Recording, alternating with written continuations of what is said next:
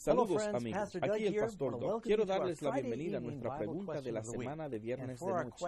Y para nuestra pregunta esta noche tenemos un tema bien volátil. Vamos a hablar acerca de si hay un verdadero y un falso don de lenguas. Ahora, el don de lenguas es un tema controversial y a menudo malentendido en la iglesia, y en lugar de empezar a hablar de la idea falsa del don de lengua, me gustaría decirte lo que es verdad. Es realmente muy simple. Si miras Marcos capítulo 16, allí Jesús le dijo a los apóstoles, entre los dones que ellos recibirían, Él les dijo, ustedes hablarán en otras lenguas.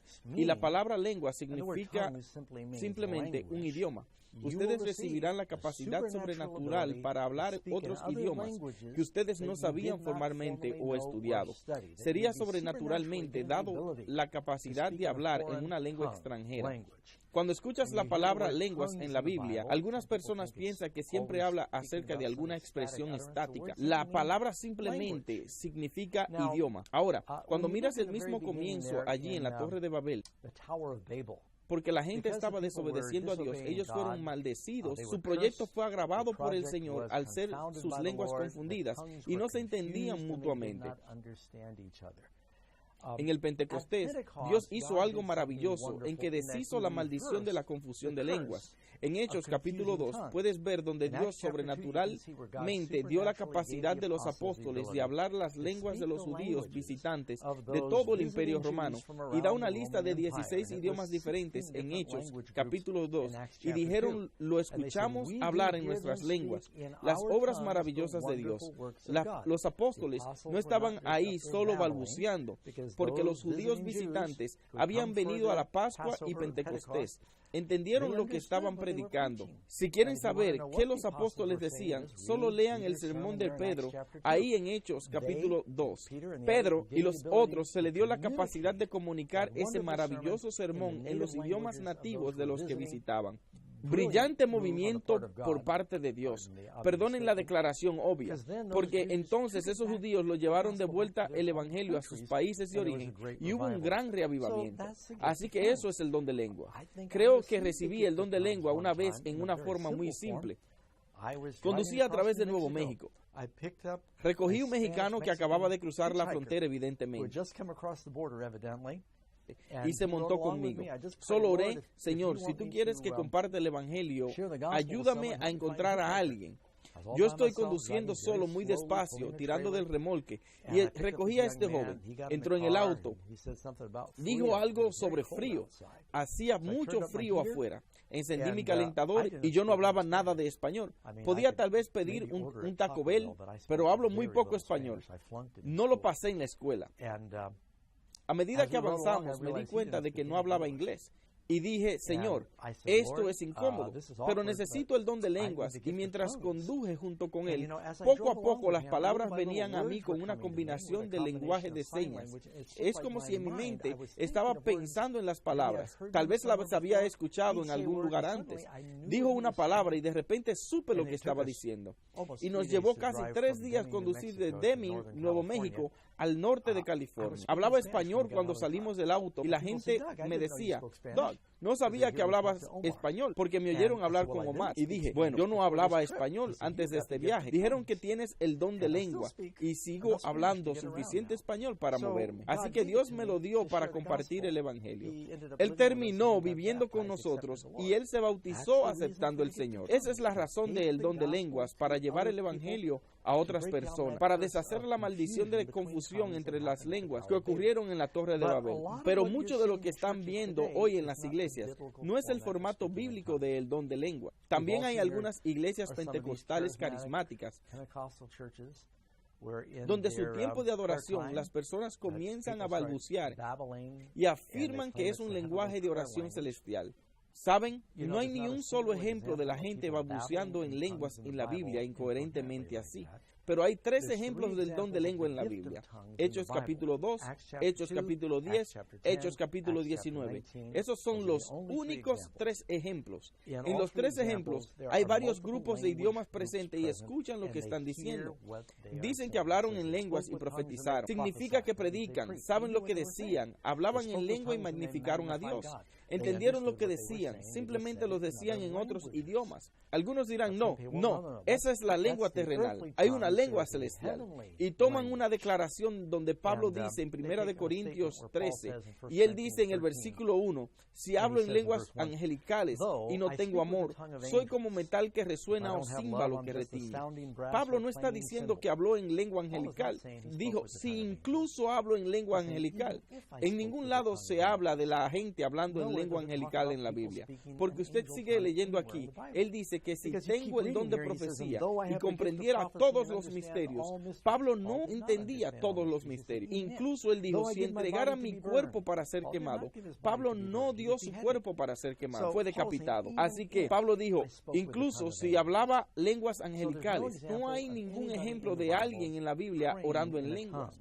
Algunos dirán, ¿no dice Pablo algo en 1 Corintios 14? La mayor parte de lo que se encuentra sobre el don de lengua es en 1 Corintios capítulo 12, cuando se enumeran los frutos del Espíritu. La lengua está en la parte inferior de la lista. Muchas iglesias voltean esa lista al revés y hacen de la lengua lo más importante y dicen que si usted no habla en lenguas, no tiene el don del Espíritu Santo. La Biblia no enseña eso. La Biblia nos dice que Dios da diferentes dones a diferentes personas. Creo en el don de lenguas, pero no en el balbuceo incoherente que está sucediendo en las iglesias donde las personas que hablan ni siquiera entienden lo que están diciendo. ¿Cuál es el propósito del habla? Excepto para comunicar el pensamiento.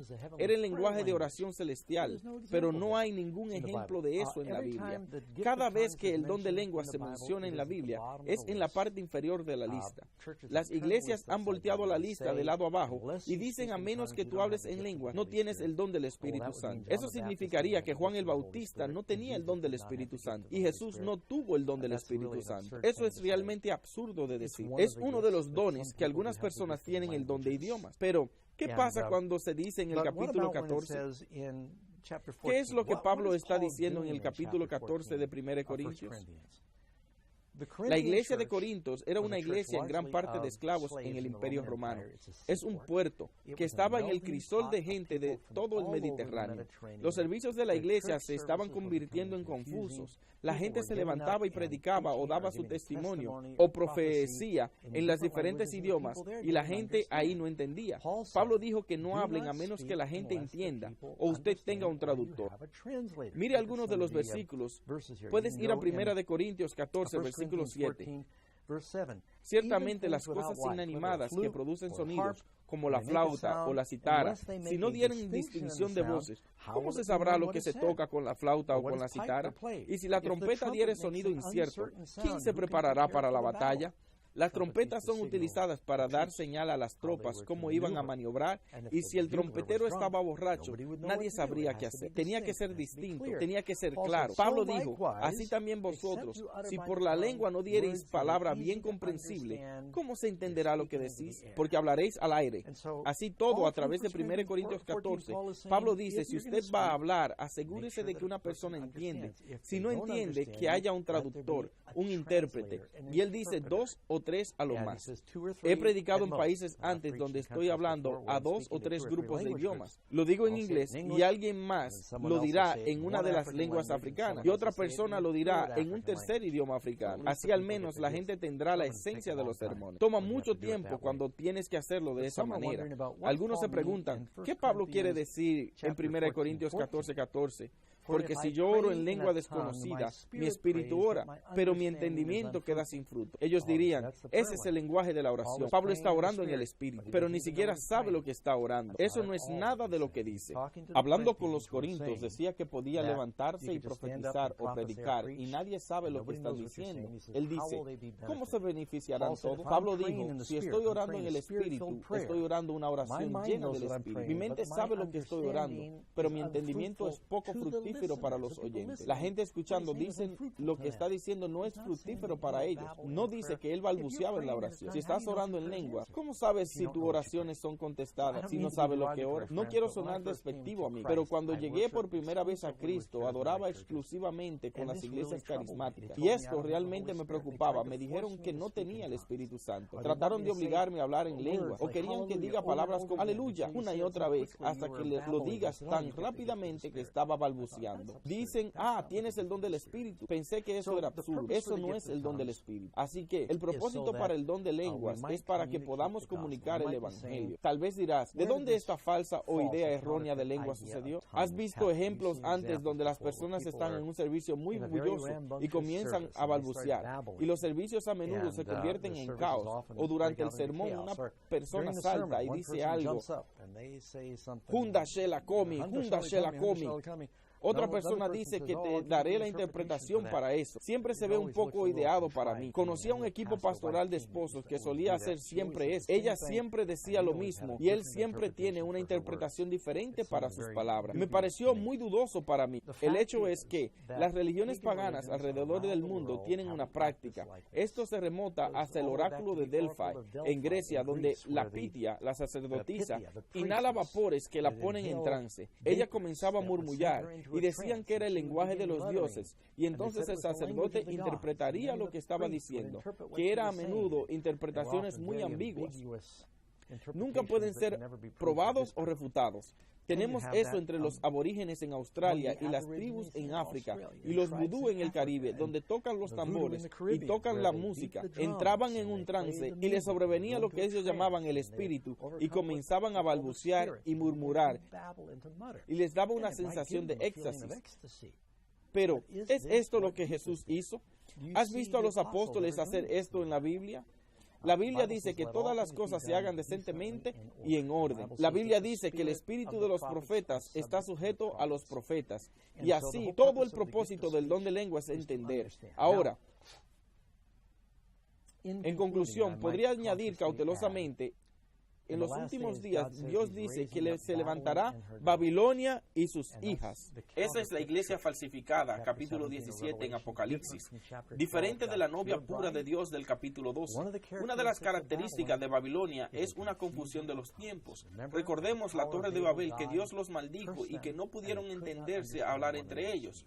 En Pentecostés, Él envió el Espíritu y pudieron entenderlo. Así que si vas a un servicio y la gente está balbuceando y nadie sabe lo que se dice, no creo que sea una señal del Señor.